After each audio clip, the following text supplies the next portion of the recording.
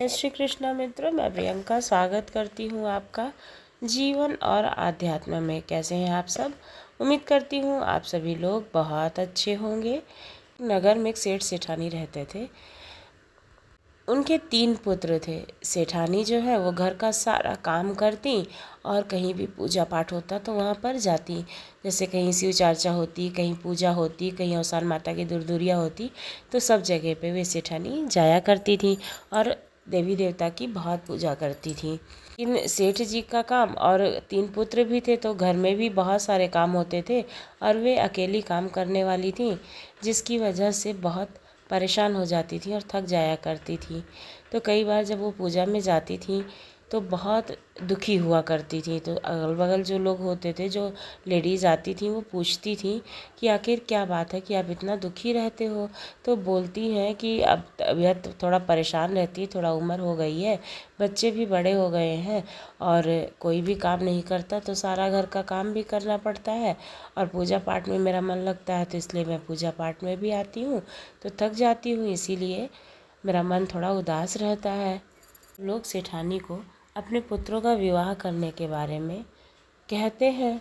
सेठानी कहती है कि ठीक है, उसको सुझाव अच्छा लगता है। और फिर एक जगह अवसान माता की पूजा होती है तो वहाँ पर वो सेठानी पूजा में जाती है और सभी औरतों से कहती है कि अगर हमारे पुत्र के लायक कोई भी लड़की हो तो ज़रूर बताना, तो मैं उसका विवाह करना चाहती हूँ। तो सब लोगों ने कहा कि ठीक है। अब जो भी औरतें थी वे अपने रिश्तेदारी में और सेठानी भी अपने रिश्तेदारी में सब जगह कह देती है कि उसे अपने पुत्र का विवाह करना है, अगर कोई योग्य कन्या होगी तो बताना। तो पड़ोस की कोई औरत थी जिसने बताया कि एक कन्या है जिससे आप अपने पुत्र का विवाह करा सकती हैं। तो उन्होंने कहा कि ठीक है, लेकिन दहेज में उन्होंने 2 लाख रुपए मांगे। तो उन्होंने कहा कि ठीक है, दे देंगे। फिर वो जो बहू आई बड़ी, वो 2 लाख रुपए का दहेज लेकर के घर आती है। अब वो सवेरे उठती ही नहीं है, 10 बजे उठती है। अब वो और भी परेशान सेठानी, उनको और भी घर के सारे काम करने पड़ रहे थे और एक इंसान का खाना पीना भी बढ़ गया था। और बहू जो है वो 10 बजे उठती और खाने पीने लग जाती और कभी भी सेठानी को पूछती भी नहीं, ना कुछ बनाती खाती। सारा काम और भी सेठानी को करना पड़ता। फिर सेठानी एक दिन किसी के यहाँ पूजा में गई तो सबने पूछा कि क्या हुआ, अब तो बहू भी आ गई, तब भी आप इतना परेशान रहती हो। तो कहती है कि बहू जो आई है वो प्रकार का कोई भी काम नहीं करती है। तो सब लोग बोलते हैं कि कोई बात नहीं, सब लड़कियां एक जैसी नहीं होती हैं, आपके पास तो 3 पुत्र हैं तो दूसरे पुत्र का विवाह करवा लो। अब सेठानी जो है वो सब से कह देती है रिश्तेदारों में कि हमें अपने दूसरे पुत्र का भी विवाह करना है। अब सारे रिश्तेदार एक कुछ ना कुछ जैसे लड़की के बारे में बताते, विवाह लेकर के आते। लेकिन सेठानी को तो पैसा मिला था भाई 2 लाख रुपए, तो वो चाहती थी कि अब की बार जब वो पुत्र का विवाह करे तो उसको 4 लाख रुपए मिले। तो इसलिए कई सारे जो विवाह थे वो नहीं संपन्न हो पाए। फिर उसमें से किसी ने 4 लाख देने के लिए हामी भरी, फिर उसने अपने दूसरे पुत्र का विवाह किया। अब जब दूसरी जो बहू आई वो और आगे थी, वो मतलब 12 बजे सो के उठती और घर का भी कोई काम नहीं करती थी, अपने भी कपड़े लत्ते वो सेठानी को ही दे देती थी धुलने के लिए। अब सेठानी बेचारी और परेशान। पहले तो 3 पुत्र और पति की ही जिम्मेदारी थी, अब 2 बहुएं भी हो गई थी, उनका भी खाना पीना कपड़ा लत्ता सब काम उसके ही जिम्मे हो गया था। अब तो और उनको परेशानी हो रही थी और धीरे धीरे उम्र भी उनकी बढ़ती जा रही थी। तो इससे वो बहुत परेशान हो रही थी। कई कई बार तो वो पूजा में भी नहीं जाती थी, कहीं शिव चर्चा होती या भागवत कथा होती या फिर कहीं गाना बजाना होता तो वो जाती नहीं। कहती कि हमें हमारे घर में जैसे काम है तो हम नहीं आ पाएंगे, उनकी तबीयत भी नहीं ठीक रहती थी। तभी वो एक जगह अवसान माता की दुर्दुरिया होती है, कोई बगल में बुलाने आता है कि आप अवसान माता की पूजा है तो थोड़ी देर के लिए ही पूजा में खाली आप चले आना। तो फिर सेठानी बोलती है कि ठीक है और वो अवसान माता की पूजा में चली जाती हैं।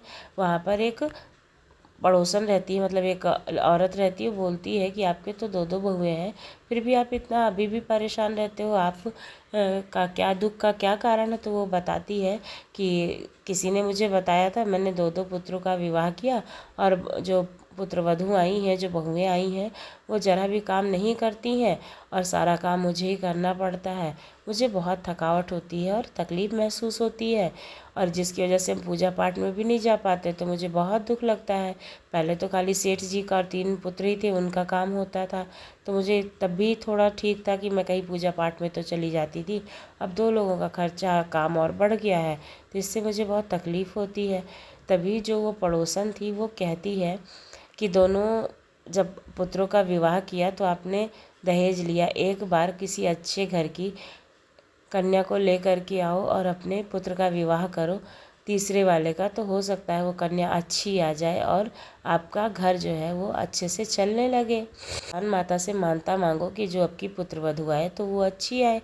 तो सेठानी हुई औसान माता से मानता मांग लेती है कि जो भी बहू आएगी वो अच्छी आएगी, और सब में फैला देती है कि उसे अपने तीसरे पुत्र का भी विवाह करना है।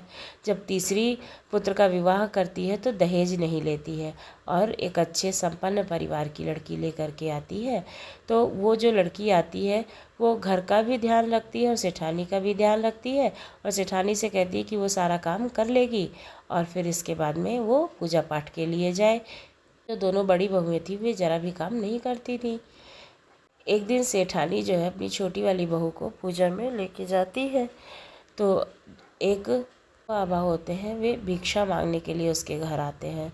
तो वो दोनों बहुएं जो हैं वो कहती हैं कि हम अपने सास को तो कभी पानी देते नहीं हैं, तुम भिक्षा मांगने आए हो, हमारी नींद खराब कर दी और जो है क्या कहते हैं गाना बजा रही हो, तो ठीक है, और उनको श्राप दे देते हैं। वे दोनों बहुएं जो है वो कुत्ते की बन जाती हैं। अब जब सास आती है और बहू दोनों ढूंढती हैं भाई कि कहाँ गई दोनों। अब हम अपने बेटे को क्या जवाब देंगे, उसको तो लगता है कि हमारे मतलब पुत्रों का घर बिगड़ जाएगा भाई, क्योंकि अब जैसी भी बहुएं हैं लेकिन उनके घर की थी। तो पड़ोस की एक औरत ये सब बातें देख रही थी, वो बताती है कि तुम्हारी दोनों बहुएं कुत्ते की बन गई हैं।